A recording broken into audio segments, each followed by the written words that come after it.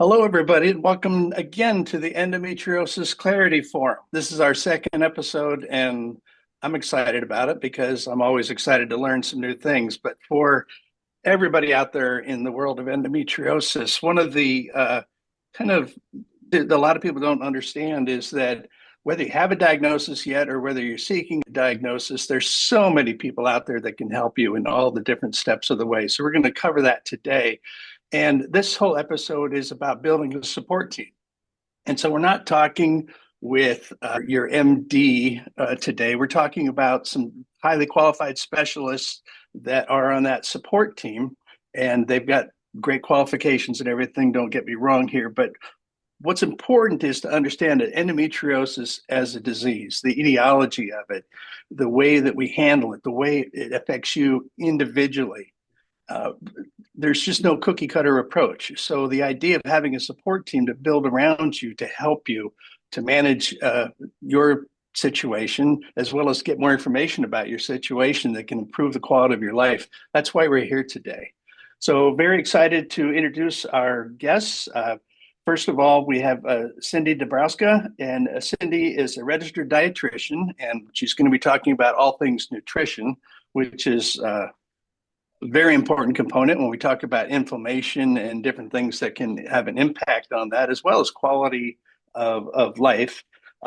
Ann Kitchen is a longtime friend of mine and somebody with a history in the field of acupuncture that is unrivaled. She is in Ohio, and she knows all about the Receptiva DX test, which is the sponsor of our test today. And Ann's going to talk about her exposure to the Receptiva DX and the endometriosis detection and the role she's played as an acupuncturist in that. And finally, and last but not least, Jessica Corman.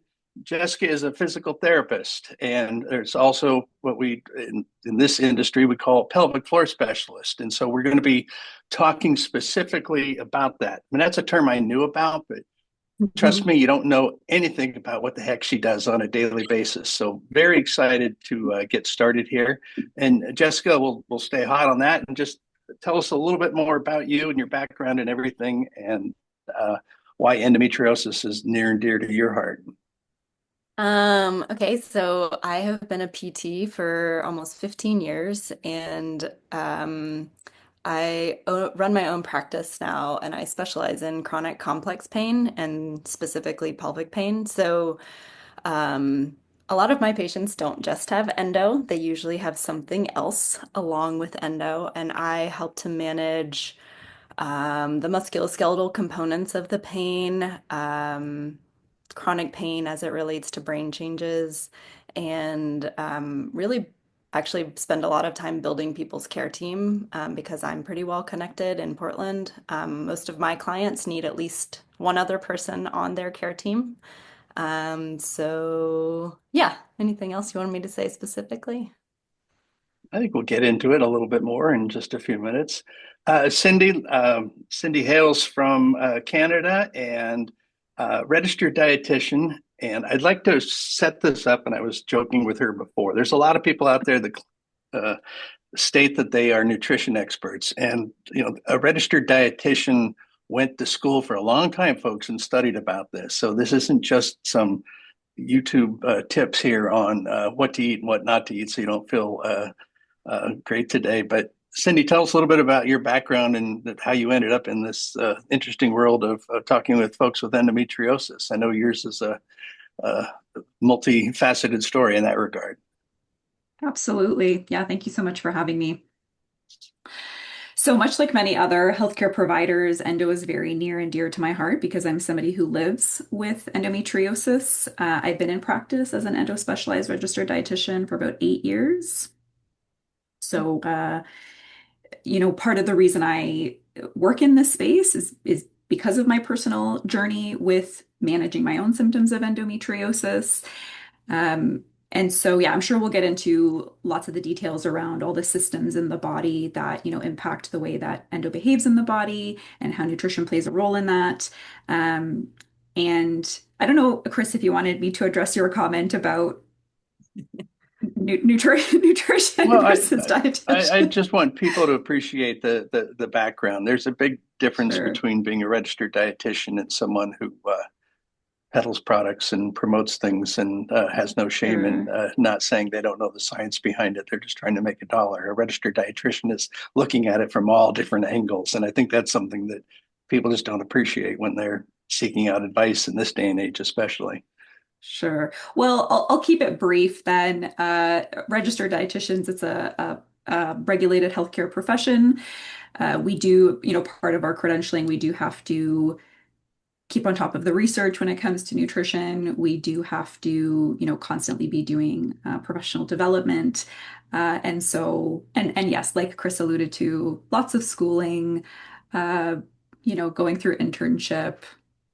And so if you're gonna be taking nutrition advice from anybody, ideally it is a registered dietitian. Very good. And Anne, there's so much we could talk about your background and everything. You were sharing some of that with the panelists before we went on the air. You have been around the field of acupuncture long before most people were even mildly accepting it in this country, I guess is the best way to put it. So tell us a little bit more about you. Yeah, that is so true. Since I primarily treat fertility, when I came to Ohio, uh, nobody believed that it could do anything. So consequently, I always ended up sort of as the last resort. And so many of those patients that have come to me with quote unquote unexplained infertility, we found the answer in the endometriosis. It was so prevalent. I've sent many, many patients to get receptiva tests, and it's sort of all of them were positive. I have ways to sort them out as far as who needs to have that test, which I'll explain later if you want. But Mhm. primarily, I'm interested in helping women achieve full-term pregnancy and not waste time or money and have, sad times because their efforts were thwarted and they don't know why. So I think taking sometimes a step back for more in-depth diagnostics is where it has to go. And I think that Receptiva has been instrumental in so many of the people that I've treated. It's a game changer. So I'm really glad I know about it. Very Yeah. good. Well, Anne, I'm going to start with you in the next kind of series of questions. We talk about endometriosis taking, on average, in this country, 7 to 10 years to diagnose. Right. So much is whether it's training that didn't happen in med school for a lot of people, but the conversations are sometimes limited to a woman coming in for her annual visit. And if she doesn't vocalize these symptoms, nothing's going to get taken seriously. Oh, So Chris, you're on the e- acupuncture side, so even you if don't even have to deal she, with that. well, even if she does vocalize, a lot of doctors will blow it off and say it's just cramps. Everybody gets them. But So cramps aren't always just cramps. And that how is, long how long does it take you as an acupuncturist? And I'm talking about not a reproductive endocrinologist, not an OB, and you're okay. having a conversation, and you've been Mhm. doing this for so long now. Yeah, It doesn't take that long for most people to doesn't describe take that symptoms where it's long. yeah. I want to mention that there, as you know, but maybe people that are listening don't know, there's a variety of symptoms associated with it as the clues, painful intercourse, spotting early in your cycle, cramps during ovulation and or at your period. So many different things. And I want to mention something that a lot of people don't know about that maybe if people think, oh, I don't want to pay the money for the Receptiva tests, since I guess insurances mostly do not cover it. It's elective. And a lot of doctors discourage people and say, let's do the laparoscopy because it's covered.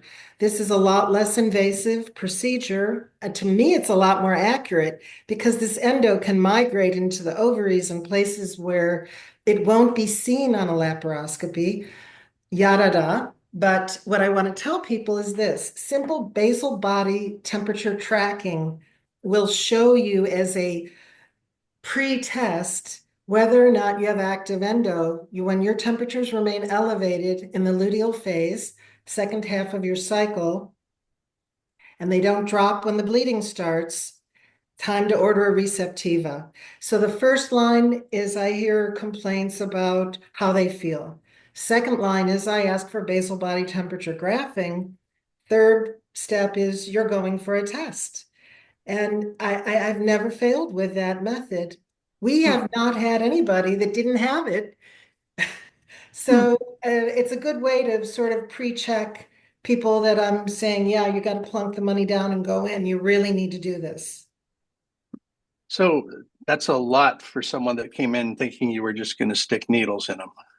Yes. Well, I tell people You've got up to do front. some convincing there and Well, everything. my But convincing is this: a random needle sticking without a reason doesn't mean anything. If you want meaningful treatment, it's all in the diagnostics.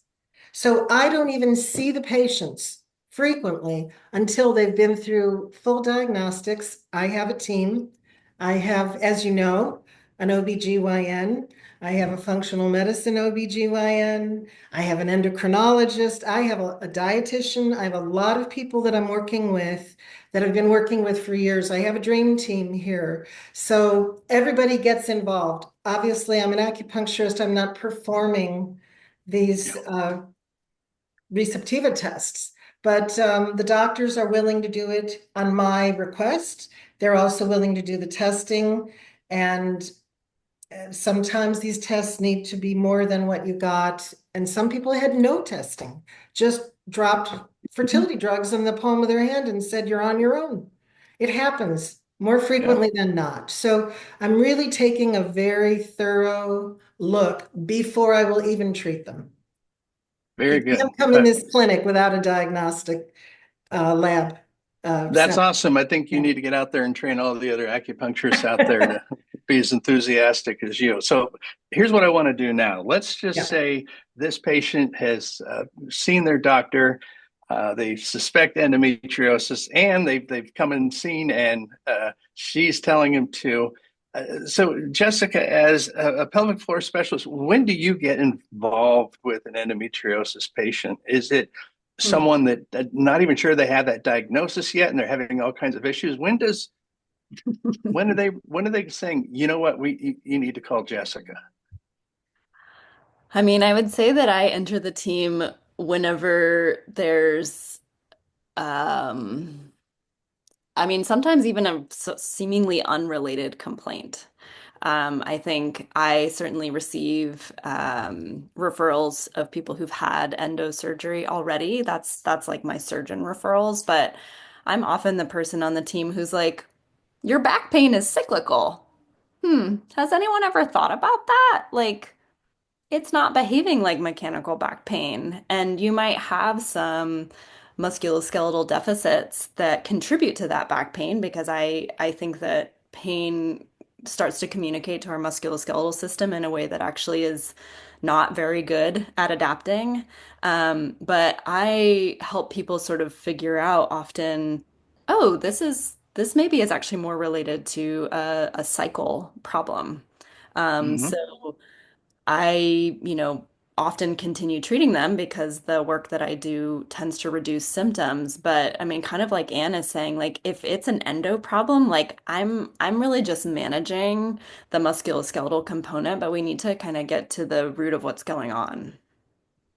Do you think that this whole 7 to 10 years average to get a diagnosis, because it's cyclical, is it just, okay, I got through it, and then next month it's kind of like when your roof's leaking, it's you only complain about it when it's raining? Do you think that lends something to why I'm just going to get through it? It's only 4 or 5 days, or what have you, for some of these women. Others, it's longer. But I because it's cyclical, sometimes people can ignore things. I know I can. Like, all right, that's the 10th time your whatever level came up on your blood stuff. You've got to like pay attention to it. I would say most of the clients who see me, and I'm a person who people have mostly seen other PTs. They might have even already seen another pelvic floor specialist before they get to me. Hmm. So I'm doing a deeper dive, but honestly, a lot of people really have a sense that something is going on, and they have been gaslit and gaslit and gaslit Yes. by so many medical providers that their Yeah. pain is, if it's only pain with sex during a certain part in their cycle, like, those like memes of like have a glass of wine, it still is out there. Hmm. It's really disappointing. And then it leads to my patients honestly gaslighting themselves about the reality of their pain because they don't, They're normalizing no everything. one's validating Mhm. it. And they're like, Right. oh, I get people who end up in the ER, like they're vomiting, they lose consciousness. Like there's a pretty extreme reaction to what's going on in their body. But because they don't necessarily see their doctor at that time, I think I think the doctors maybe assume that they're blowing it out of proportion. I mean, this is why I send all my people who I suspect to Shanti Moling, is because she doesn't dismiss anyone's symptoms. And she really does a thorough both history and then when the patient is ready, like an internal exam. And that's really, I mean, it's so beneficial because so many of these people, even though sometimes the exam is painful, it's really validating. And to add to that, we're here to talk about a support team, but for women to get to this level to realize they have endometriosis and need a support team, it takes a lot. And a lot of it has to do with them speaking up, not being allowed to have someone normalize their symptoms, not just letting these things go and speaking up during that annual visit, for example. Yeah. Um, Cindy, I'd love to just ask a basic question on how people find you. I know you're in Canada and your health system's different, and we all marvel at from afar for different reasons and Mhm. not realize the other side of it. But let's talk about how people find you. Are you focused on people that are they know they have this, or are they just right now? I feel terrible all the time. I'm trying to rule out my diet as an issue for why I feel terrible. In terms of like at what stage in their sort of endometriosis journey, it's a mix for me. It's people who are formally diagnosed through a laparoscopy. It's women who suspect they have endometriosis just based off their symptom picture. I am receiving referrals from local surgeons as well. I'm not sure if I'm answering your question there. No, that's okay. I just was curious on how patients found you with your expertise. Are they finding you on their own, or are they getting a referral from somebody saying you really need to pay attention to this, or is it just general awareness on their part that maybe nutrition has a big part to do with this? Yeah, that's a good question. There's some really great local surgeons who take a sort of holistic approach. So they're not just performing excision surgeries. They are referring to dietitians like myself. They are referring to pelvic floor physiotherapists or referring to pain clinics. And, I'm sure we'll get into this, but nutrition and diet absolutely can be pro-inflammatory, it can be very anti-inflammatory, and endometriosis is a lot of things, but we know that this is a chronic inflammatory condition. And, one of the best ways we can control that inflammation is through diet. So I think a lot of people who have endometriosis or suspect they have endometriosis are already aware that they probably have there are tools out there that can help them control that inflammation. And so they're already the gears are already turning in terms of, okay, maybe I can control some of this pain or these digestive symptoms or this pain with intercourse or whatever they're experiencing as an extension of endometriosis with diet. So most of them are already aware. So, Cindy, and again, this is, I'm going to put you on the spot here. What are the most common things that people are eating that they have no clue is creating such a inflammatory response? I mean, are there a top five of things that just, what the heck are you eating that for? Oh, that's a good question. Of things that they don't know create Yeah. inflammation. I think for the most part, people are pretty well informed about the things that do generate inflammation, right? Like the processed carbohydrates, high sugar foods, alcohol for sure. But, I want to preface the answer to this question is nutrition is so, so, so nuanced. And I have like little mini debates with people on the internet every day about things like whole food sources of soy or red meat or dairy products or gluten. And so it's really nuanced, right? I would make an argument that if somebody was really, really, really low on iron, for example, and low iron will reduce your body's capacity to fight inflammation, I would make an argument that that person actually eating a little bit more red meat or game meats or legumes or seafood, things that are rich in iron, is actually going to be anti-inflammatory for them versus somebody who maybe has, a genetic history or family history with high cholesterol or something like that. Maybe that individual doesn't want to overindulge in, saturated fat sources coming from red meats or something like that. So it's so, so nuanced. I'm not really answering your question here, but Oh, you did. Yeah. yeah, like foods that people don't know maybe are pro-inflammatory. I mean, I don't think too much of anything can sometimes be a little bit questionable. Um, that's a really good question. I would say All right. I'm gonna let you think about it, and then we'll come back to it. Because that was unfair. I threw that one out of the thin air for you. So, Anne, I'm going to throw this one at you. I don't need you to go through the whole history of acupuncture, but you have to have some women that are showing up, whether it's for endometriosis pain, undiagnosed pain, and or fertility issues, and they're not buying into this. You're going to stick needles into me, and somehow this is going to help me get pregnant. I mean, how do you deal with a non-believer? What's the best way to describe for someone in our country that has not looked at any of the, whether it's Chinese medicine or anything outside of traditional medicine? How do you approach that with patients just to get them to calm down and I'm here, I'm going to help you? I think that the patients that I have respect the fact that my diagnostics, which are Western medicine oriented, are used to inform where I put the needles and when I put the needles. I am all about tracking. I'm all about test, don't guess. So by the time they get actually to lay on the table, they know what the treatment goal will be. They can look up on ChatGPT the function of that acupuncture point. They have a diagnostic.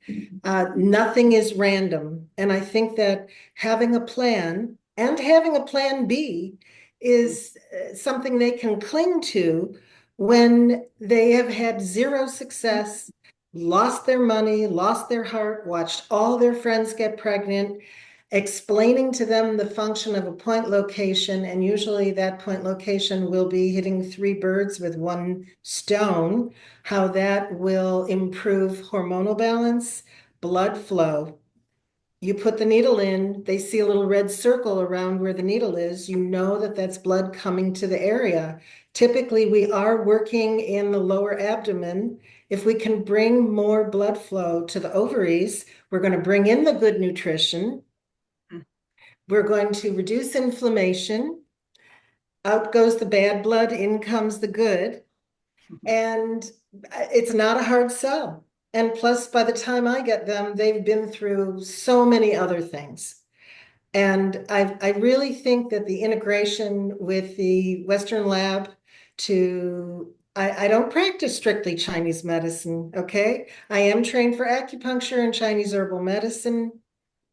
Unfortunately, I've had to wear everybody's hat so I can make sure they're doing their job. I Mm-hmm. don't try to do their job, but I know if they're not doing their job. And I get a lot of people in here that, just like you said, they're gaslit and they've complained about this, that, and the other, and to no avail. They're all getting a blanket treatment of medication and then IUIs and then an IVF. And then when that doesn't work, they show up here. So they're no strangers to the way I run it here. And I think they get comfort in it because I don't touch them until I have a reason to touch them. Yeah, I think you have to But have that trust when you're holding a bunch of needles. That would be my whole thing. and they don't hurt those needles. I'm certainly not going to put you down when you have needles in your hands, that's for sure. No, the needles are so fine, they're as thin as a human hair. If you That's remember what not fair that to say is, to me. right? Come on, I give a see you have better a hair analogy than don't. that. But that being said, there usually is not significant amount of pain. Men are big babies. I don't even take men as patients, I'm going to tell you. And that's even when I've checked out their end of it. I will prescribe for them programs, send them to a dietitian, give them herbs, give them vitamins. They're such Well, big that's a babies. whole other podcast, Anna. Yes, What's I wrong with men understand. and But why they're in babies? terms of Okay. the needles, none of the guys want anything to be stuck. None. E- The Excellent, women, we're excellent. used to tweezing an eyebrow. We're used to pain. It hurts to be beautiful. Ever heard that? So the pain from an acupuncture needle, it's not hard to tolerate, Okay, especially if it's going to get you what you want. I believe you. You're holding the needle. Uh, Jessica, tell me, as a pelvic floor specialist, I know your day's different, but what is a typical day, and what's the typical decision tree on how you're working? You touched on it a little bit, but I imagine some of the women are coming in going, "Okay, help me! I'm told to be here." Uh, how do you leave that? How do you set them up? How do you build confidence with them, and then you know, tell me about that evolution of that patient relationship. Honestly, it really depends. I mean, because I've set myself up as sort of a specialist of the specialist, sometimes I will do an internal exam on the first day, but I would say that is generally not my preference. So I don't know if everyone is familiar, but with pelvic floor therapy, you are either, if we really want to assess the pelvic floor muscles, we're either doing an intravaginal or an intrarectal assessment. I do both. Um, I it kind of like it just depends. I would say a lot of times if I'm just meeting someone and they really want to understand if their pain is coming from their pelvic floor, we go ahead and do that because it's actually the elephant in the room. It's the discomfort of like, is this real? Am I making this up? It can be so validating. I think a lot of people think that pelvic floor therapy is going to be really painful or really scary. And I would say that the majority of time, the feedback I get is, oh my gosh, that was like so informative. I know so much more about my body. I understand more about where maybe my pain is coming from. I mean, to me, it's actually a amazing moment if we reproduce your pain with sex, if we reproduce some kind of cramping pain, reproduce your back pain or hip pain also. But it helps to, sort of say that the pelvic floor is like a black box. We really, our brains even categorize things as either like pee, poop, or sex. And so pain gets really fuzzy. And so when I actually do an exam, and if we see a real direct connection to something that they're familiar with feeling, honestly, it's a great, to me, I'm like, oh, this is great. This is a muscle pain. Like myofascial pain is totally changeable. So it's giving them, I mean, empowerment. This like, we can change this. I can teach you to change it yourself. You can come in and get treatment from me. I really try to meet people wherever they're at with being on that journey. And then there's people who are not really ready for that, and that's also totally fine. I usually do try to push people towards it if they're open to it because it's a black box, because people don't understand this part of their bodies. And I also sort of live in this space of I want people to understand their bodies and understand the messages of their bodies, and feel like yeah, they actually know what's going on. I mean, this is an area that is just filled with shame. People don't like to talk about it. I've gotten to a place in my practice where I I ask a bunch of pointed questions, and I usually tell people I'm going to ask you a bunch of pointed questions. If there's a question you don't want to answer, you don't need to answer it. But my questions are very detailed around pelvic floor dysfunction. And what I also find to be true during that is people understand maybe things they didn't realize were pelvic floor dysfunction and how it can show up. And so then it sometimes gets the wheels turning of like, it's not uncommon for someone to come back to a second or third visit and they're like, oh, you talked about urinary urgency, but I never realized that most people don't experience a super strong urge to go to the bathroom and they have to go immediately. And these are little tips and tricks that the pelvic floor has become dysfunctional, and now the bladder function is affected. Sexual function also clearly can be affected, and that is I would say generally still very poorly understood. You can get pain Wow. with arousal, you can get pain post-orgasm, you can get people who can't orgasm because the muscles are so dysfunctional. So, there's basically like a wide range, and where I enter in is really dependent on where the person is. The longer I've treated, the more there's like a lot of stuff we can do indirectly that's really effective. So if someone is feeling a little bit more reticent, then that works really well. But I find that a lot of people, by the time they get to me, they're like, "What's going on? Can we just get in there?" And I'm like, "You bet." Hmm. I mean that's it's fascinating because we talked on the front end about how difficult it gets to getting a diagnosis and getting people to started in this, and then now you're coming in and asking them about all these intimate details from the bathroom to the bedroom and everything. It's got to be heartwarming for these people because they're being listened to and they're being quizzed, and that just isn't happening up front. And it's I just think of these patients sitting out front in with their clipboard writing stuff, and is anybody looking at that? Are they writing it down properly and everything? So you do have a meaningful conversation with that front end gatekeeper who can make or break on whether or not they're going to even suggest anything for another year or what have you. But Yeah, I mean, that's it takes a lot of time to ask all the questions that I ask, and so I recognize that a lot of people who are seeing their PCP or even their gynecologist, like they honestly just like the way our healthcare system is set up, they don't have that kind of time. Yeah. But it's really great that I can gather that information, then I can relay it to the doctor and be like, oh, there's yeah, all these other things too, and kind of help that team. that's awesome. Cindy, nutrition. I'll not to sound like the 18-year-old that had to take health class, even though I didn't want to. Everyone's being forced to sit with you. Do they want to be there? Once they're there, I mean, what are the aha moments for them that maybe they didn't ever connect with when you talked about diet and basic nutrition with them? Because we're all creatures of habit. You tell me this, and this, and I'm still going to go out and drive through In-N-Out, after our thing on the way to the office or something like that. I mean, how hard is it to get people not only to listen but to accept what you're talking about? Yeah, I will say it's a private clinic that I run, so everybody who's there wants to be there. So the women that are coming to me are a little bit more, in the mindset, I think, where they're ready to make changes. They want to make those changes, and I try and make those changes as like bite size as possible and meet them where they're at.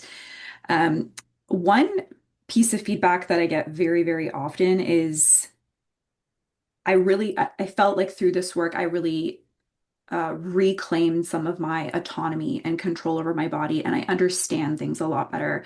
I think my approach is a little bit more unique because I'm kind of practicing from I'm not just looking at nutrition, but I'm also looking how gut health affects how endo behaves in the body and how hormones are involved in how endo symptoms present in the body and other compounding sources of inflammation. So I'm pulling all of these things together for people. And that's where I think those aha moments come in, right? Because it's not just, okay, eat this, this, and this, don't eat this, this, and this. It's like so much more um, multifaceted than that. So yeah, we're often starting with the gut health piece, right? And are you eliminating really well? Do we need to go down the route of increasing hydration and fiber? Do we perhaps need to do the opposite? Do we need to maybe control a fiber intake a little bit because you're fiber loading too much and that's causing symptoms? When it comes to hormones, all of our hormones rely on adequate nutrition, cholesterol, zinc, magnesium, very important for testosterone. The liver needs to be working really well for estrogen elimination. So I should have warned your audience that I tend to go off on tangents, but it's just because it's such a complex topic and there's so much nuance. But yeah, that's how I would answer that question. It's because we're Well, I think pulling that's so much. Mhm. yeah, that's important to understand because it's not a cookie cutter approach that you could download off the internet and say, here's my diet for the next 60 days. Let's make it see if it makes a difference. There's all kinds of things I'm sure you're taking into consideration, whether it's food allergies, just them listing off what they eat on a daily basis, not knowing that those things are probably chronic reasons for their situation, but they Yeah, just happen to yeah. be dietary loves, if you will. Absolutely. Like some people need, a more of a low histamine approach. Others need something because there's so many co-occurring conditions with endometriosis, as many of the other experts here have alluded to already, but small intestinal bacterial overgrowth and interstitial cystitis and all these other co-occurring conditions. So yeah, there's definitely nutrition plays a big role in managing all of those. So there's no one diet that works for every single person. Good. Uh, Nicole, everybody, Nicole is our assistant and the one who's managing this entire podcast and everything. I just was curious. I didn't see anything here, but I may have my one technology shut down here. But are you seeing any questions that are coming up as a common theme that I might haven't you might seen want to throw anything out? in Zoom. I'm gonna go check the live feeds and I'll let you know if anything's popped up over there. Okay, very good. So, Anne, I want to ask you in your field, acupuncturists, they're all over the place. My question is if there is a patient with endometriosis pain, and I know your specialty is fertility, but can you tell them what is the best way to find somebody who specializes, whether it's in endometriosis or pelvic pain and that? How would they go about finding what are the accredited sources for finding rather than just doing a Google search and assuming that they're all created equal? Um, I don't really know that I have an answer for that. Um, the fertility acupuncturists do have an association. They will get some training in fertility diagnostics, but not necessarily pain management. So any of us could manage that to give Mm-hmm. pain management treatment for it. It's not so much that it's a specialty the way fertility is. Endometriosis is one diagnosis. Fertility can be a zillion different things. You could have Sure. PCOS, male factor, a zillion things. So really, anybody that does fertility could manage it for an endo patient. Would they know the tracking or, I mean, people are practicing at different levels with the acupuncture. You get out of school and you're good at passing a test to get your license. Then you get out into the field. Maybe you saw some endo patients as an intern, but maybe you did not. And you probably saw a lot more back pain patients when you were in school acting as an acupuncturist under supervision, which is how you graduate and get your license and all that. So it isn't, yeah, I think, probably anybody could manage it. It doesn't have to be a specialist with acupuncture management for pain. For fertility, it's quite a different thing. Okay, very good. Yeah. Anything, Nicole, that I was gonna say yes, I do. Actually, there's two questions. The first one is, how do I know who should be part of my endometriosis care team? Is that pointed to me personally? It's just In general to everybody? general to everyone. How do I know who should be part of my endometriosis care team? Jessica, let me start with you on this because of your relationship with Dr. Mulling. A lot of it starts if they have an endometriosis specialist, a surgeon, or what have you, and they're coming out of whether it's surgery or consults in that. I kind of asked you before how you get involved in that, but obviously you're getting referred. Are you being referred from her in all situations or just specific types of cases? Because I imagine the team that you're building is obviously going to be dependent on your individual situation as well. Yeah, I mean, I think Dr. Mulling and I have known each other for a few years, and she refers me the especially complex patients that she treats, and she also treats a lot of people who are not local. But yes, so she's yeah, a lot of people are finding me because she has identified a muscle component associated with endo. Um, Okay. I would argue, though, that like probably everyone who has even painful menses, even if it's not endo specifically, or if it's never been diagnosed, would probably benefit from pelvic floor PT, because that pain does tend to cause some other repercussions that then end up affecting the musculoskeletal system as a greater whole as we age. Very interesting. Yeah. So, Cindy, on the nutrition side, uh, anybody can benefit from more education. A lot of us haven't talked about nutrition for a long, long time. So, I guess the question would be for you in that same vein. Uh, how are they finding you in that whole process, and what is the typical person that's coming to you? Yeah, so like I mentioned before, a lot of the local surgeons are referring out, like you alluded to, Chris, like everybody, I think an argument can be made that everybody can benefit from some nutrition support. And I echo Jessica's sentiment in that, with endometriosis, we're at risk for other autoimmune conditions, Mm-hmm. for various types of digestive disorders, right? Things that can be managed or delayed with proper nutrition. So, so I think anybody and everybody can benefit from nutrition, especially because it is very nuanced and it should be very individualized.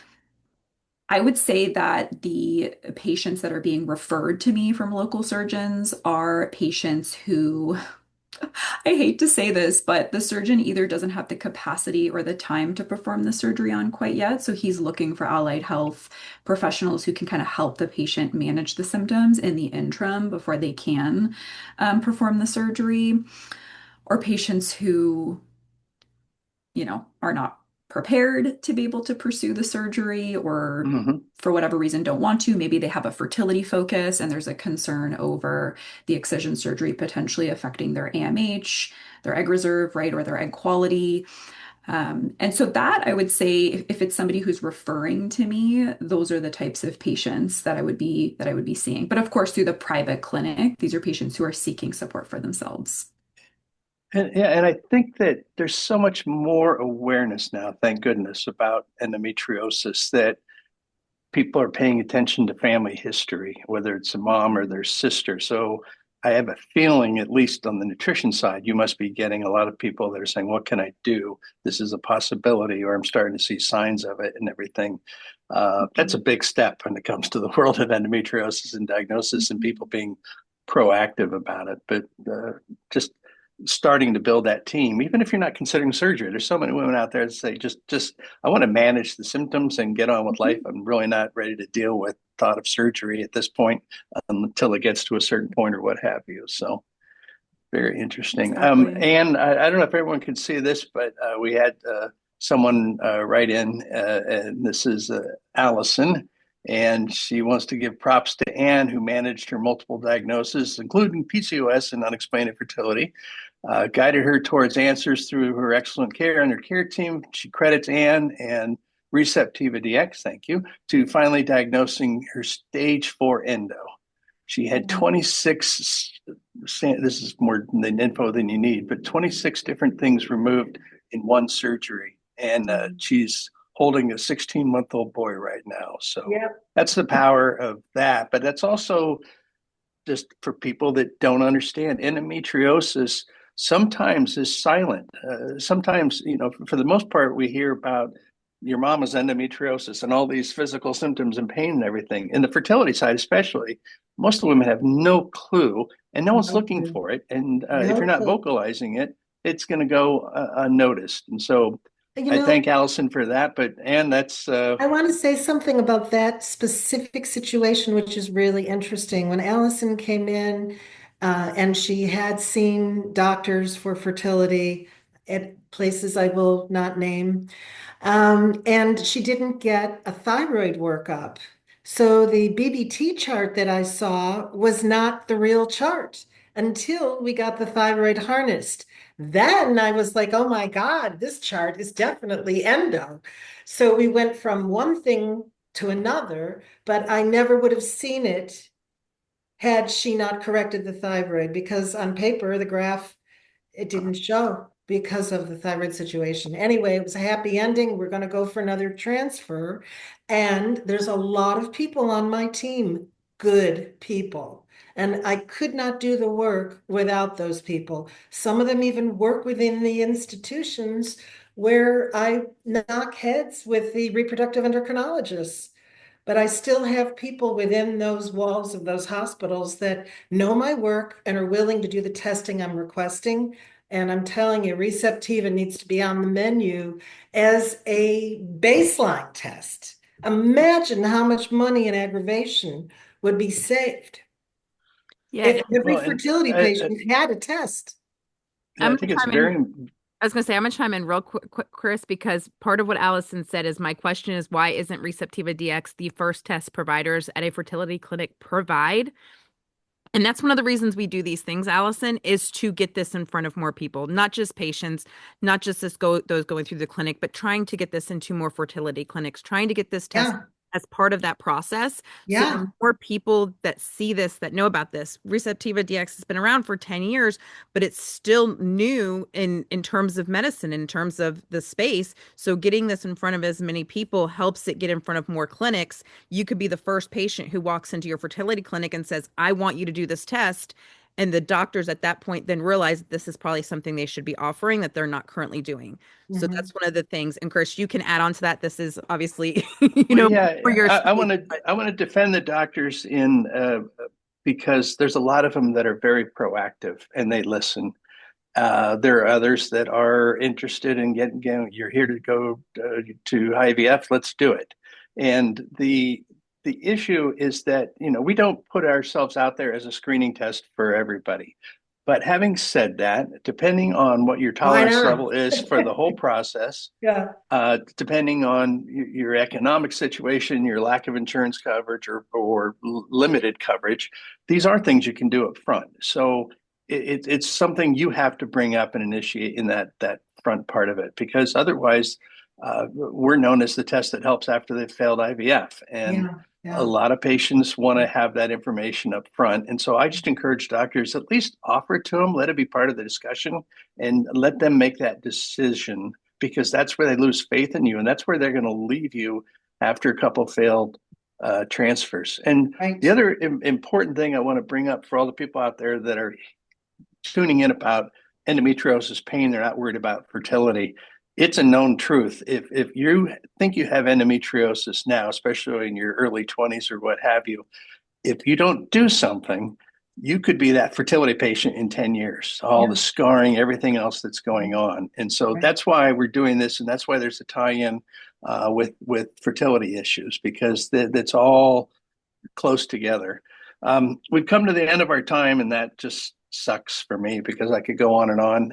But what I want to do is go around to each of you and just, if you can, just in 1 minute or less, tell me what is probably the least understood aspect of what your profession does. And Anne, I'll start with you. The least I Least appreciated. I don't think that the regular Western medical community knows how much Western medical training we have in conjunction with our ancient Chinese medicine training. It really is integrated medicine now. There's very few practitioners that I know that could just do the Chinese medicine and not be informed by Western medicine. I guess that, and my motto is test, don't guess. And those tests are not with a pendulum. They're with a lab test done on the right day, under the right circumstances. So you can start that part of it with your acupuncturist. You don't have to start with a doctor. You get that information, then you go to the doctor. So that's what I Very would, good. yeah. All right, Cindy, what is your sage advice and the biggest learning I think that you've brought to people when they have taken the time to visit with you? Yeah, nutrition is absolutely essential for every system in the body that influences the way that endo behaves in the body, from gut health to hormones, liver health, compounding sources of inflammation. So it's absolutely essential. And you don't need to be cutting out massive food categories. Some people might need to pull some things out, some people don't. And so maybe don't do that as a first strategy. Seek out that individualized approach. And is there a certain flavor of ice cream that you would recommend that's less inflammatory than others? Because they're all going to keep eating ice cream. It's all about loading the diet up with those anti-inflammatory foods, and I think we can leave a little bit of room for some of the stuff that some might argue are pro-inflammatory. You're welcome, ladies. We found an answer There for you that. go. Jessica, what's most misunderstood or the biggest? You kind of touched on it, things that people didn't know. But what's the common theme on seeing a specialist like yourself?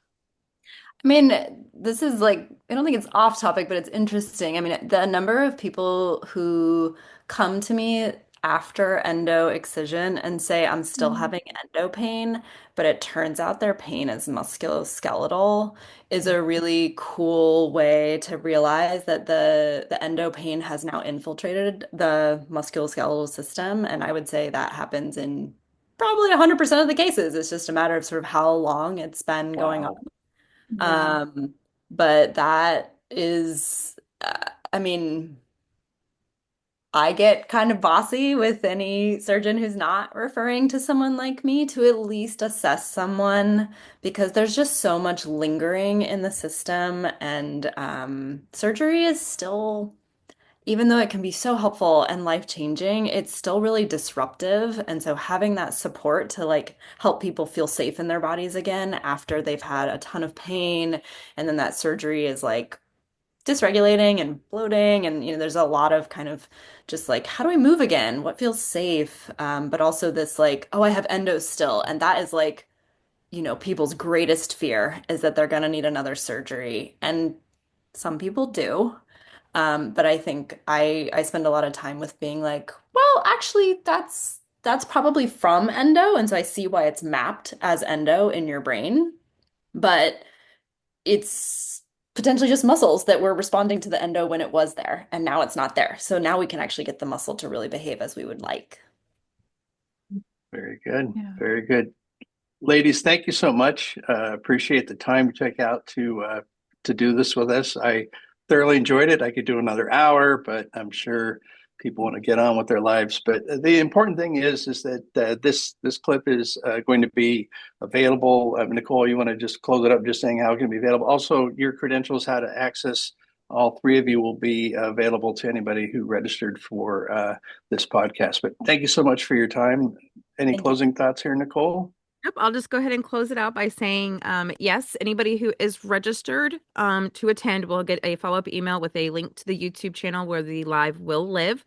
For those of you who have not registered, you can go to the YouTube channel to get that link.